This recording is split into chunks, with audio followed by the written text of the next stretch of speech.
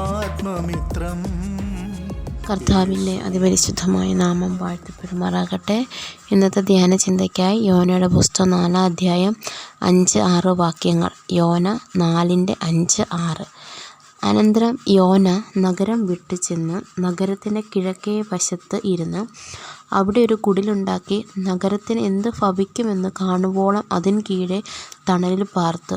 യോനയെ അവൻ്റെ സങ്കടത്തിൽ നിന്ന് വിടിയിപ്പാൻ തക്കവണ്ണം അവൻ്റെ തലയ്ക്ക് തണൽ ആയിരിക്കേണ്ടതിന് യഹോവയായ ദൈവം ഒരു ആവണ കൽപ്പിച്ചുണ്ടാക്കി. അത് അവന് മീതെ വളർന്നു പൊങ്ങി. യോനയുടെ ചരിത്രം നമുക്ക് വളരെ സുപരിചിതമായ ഒരു ചരിത്രമാണ്. അതുപോലെ അതിൻ്റെ 1-ാം അധ്യായം യഹോവയായ ദൈവം യോനയോട് പറയുകയാണ്, കൽപ്പിച്ചത് നീ നിനവയിൽ പോയി പ്രസംഗിക്കുക. പക്ഷേ യോന തർശീസിലേക്ക് പോവുകയും അതിന് പ്രകാരം തൻ്റെ ജീവിതത്തിലുണ്ടാകുന്ന അനർത്ഥത്തെപ്പറ്റി നമുക്ക് 1-ാം അധ്യായത്തിൽ കാണാനായിട്ട് സാധിക്കും. 2-ാം അധ്യായത്തിൽ നമുക്ക് യോനയുടെ ഒരു പ്രാർത്ഥന, മത്സ്യത്തിൻ്റെ വയറ്റിൽ കിടന്നുള്ള പ്രാർത്ഥന കാണാനായിട്ട് സാധിക്കും. 3-ാം അധ്യായത്തിൽ യഹോവയുടെ അരുളപ്പാട് 2-ാം പ്രാവശ്യവും യോനയ്ക്കുണ്ടാകുകയും യോന നിനവയിൽ ചെന്ന് പ്രസംഗിക്കുകയും ചെയ്യുന്ന നമുക്ക് കാണാനായിട്ട് സാധിക്കും. 4-ാം അധ്യായത്തിൽ യോന വെയിറ്റ് ചെയ്യുകയാണ്. ആ നഗരത്തിന് വരുമെന്ന് കാണേണ്ടതിന് താൻ വെയിറ്റ് ചെയ്യുന്നൊരു സന്ദർഭം നമുക്ക് കാണാനായിട്ട് സാധിക്കും. ഇവിടെ നാം വായിച്ച വേദഭാഗം, അനന്തരം യോന നഗരം വിട്ടു ചെന്ന് നഗരത്തിൻ്റെ കിഴക്കേ വശത്തിരുന്നു അവിടെ ഒരു കുടിലുണ്ടാക്കി നഗരത്തിന് എന്ത് ഭവിക്കുമെന്ന് കാണുവോളം അതിന് കീഴെ തണലിൽ പാർത്ത്. യോനെ അവൻ്റെ സങ്കടത്തിൽ നിന്ന് വിടിയിപ്പാൻ തക്കവണ്ണം അവൻ്റെ തലയ്ക്ക് തണലായിരിക്കേണ്ടതിന് യഹോവയായ ദൈവം ഒരാവണ കൽപ്പിച്ചുണ്ടാക്കി. അത് അവന് മീതെ വളർന്നു പൊങ്ങി. കാണാൻ സാധിക്കുന്നത് യോന പ്രസംഗമൊക്കെ കഴിഞ്ഞ് ആ നഗരത്തിനെന്ത് വരുമെന്ന് കാണാൻ വേണ്ടി അവിടെ ഇരിക്കുകയാണ്. അപ്പോൾ താൻ വലിയ സങ്കടത്തിലാണെന്ന് യഹോവയായ ദൈവം അറിഞ്ഞു.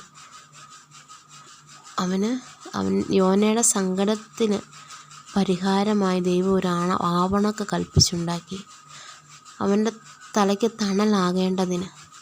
പ്രിയപ്പെട്ടവരെ, യോന ദൈവത്തിനോട് അനുസരണക്കേട് കാണിച്ചു. അത് മുഖാന്തരം താൻ വലിയൊരു ആപത്തിൽ താനും ആ കപ്പലിലുണ്ടായിരുന്ന എല്ലാവർക്കും ഒരു വിപത്തുണ്ടാകാമായിരുന്നു. പക്ഷേ യോന ഏറ്റുപറഞ്ഞ് തിരിച്ചു വന്നതുകൊണ്ട് അവിടെയുള്ളവർ രക്ഷപ്പെട്ടു. യോന അതിൻ്റെ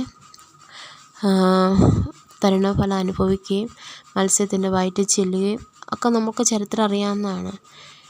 നാം ഇവിടെ മനസ്സിലാക്കേണ്ടത്, യോനയുടെ സങ്കടത്തിൽ നിന്ന് വിടിവിപ്പാൻ യഹോവയായ ദൈവം ഒരു ആവണക്ക്, അവൻ്റെ തലയ്ക്ക് തണലായിരിക്കേണ്ടതിന് യഹോവയായ ദൈവം ഒരു ആവണക്ക് കൽപ്പിച്ചുണ്ടാക്കി.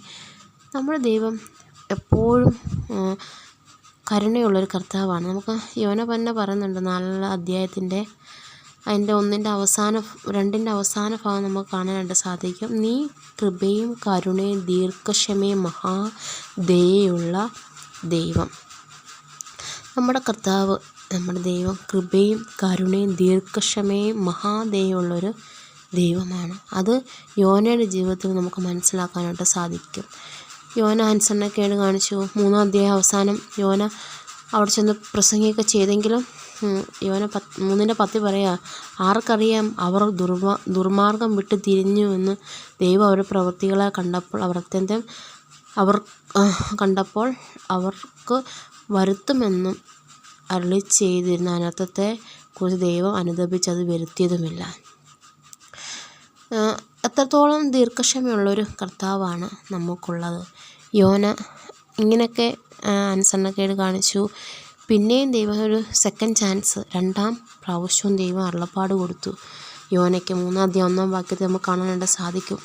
നമ്മുടെ ദൈവം ഒരാളെ വിളിച്ചിട്ടുണ്ടെങ്കിൽ, ഒരാളെ ഒരു ദൗത്യം ഏൽപ്പിച്ചിട്ടുണ്ടെങ്കിൽ, നാം വഴുതിപ്പോയെങ്കിലും പക്ഷേ ദൈവം നമ്മളോടുകൂടി ഇരിക്കും ആ ഒരു കാര്യം നമ്മളിൽ കൂടെ നിറവേറ്റുവാൻ വേണ്ടി. ഇവിടെ യോനയ്ക്ക് സങ്കടം വന്നപ്പോൾ ദൈവം അവന് തണലായ ഒരു ആവണക്ക് കൊടുത്തു. പ്രിയപ്പെട്ടവരെ, ഇന്ന് പകൽക്കാലം എനിക്ക് നിങ്ങളോട് പറയുവാനുള്ളത്, യഹോവയായ ദൈവം നിങ്ങളെ വിളിച്ചിട്ടുണ്ടെങ്കിൽ, നിങ്ങളെ ഒരു കാര്യം ഏൽപ്പിച്ചിട്ടുണ്ടെങ്കിൽ, നാം വഴുതിപ്പോയാലും വഴുതിപ്പോകാതെ നമ്മളെ കൊണ്ട് ആ കാര്യം നിവർത്തിക്കും വരെ നമുക്ക് കൂടെ ഇരിക്കുന്ന ഒരു ദൈവമാണ് നമ്മുടെ കർത്താവ്. അതാണ് യോനയുടെ ജീവിതത്തിൽ നമുക്ക് മനസ്സിലാക്കാൻ പറ്റുന്നത്. യോന വേറെ വഴിക്ക് പോയി, പക്ഷേ ദൈവം അത് കറക്കെ തിരിച്ച് ദൈവം അവനെക്കുറിച്ച് ആഗ്രഹിച്ച ആ ദൗത്യത്തിൽ എത്തിക്കാനായിട്ട് തീർന്നു.